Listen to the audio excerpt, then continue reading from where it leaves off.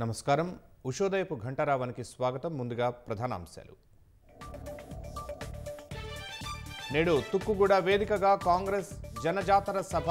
Manifesto Telugu ప్రతిని విడుదల చేయనున్న రాహుల్, రేవంత్. ప్రభుత్వ విధానాల వల్లే కరవు పరిస్థితి వచ్చిందన్న కేసీఆర్. నేడు రాష్ట్ర వ్యాప్తంగా భారత దీక్షలకు పిలుపు.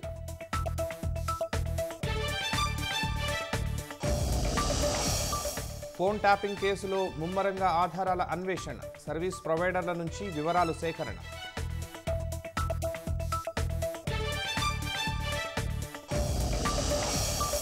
కరీంనగర్ జిల్లా బోర్నపల్లి వద్ద రోడ్డు ప్రమాదం. టిప్పర్ బోల్తా పడటంతో మట్టి మీద పడి ముగ్గురు మృతి.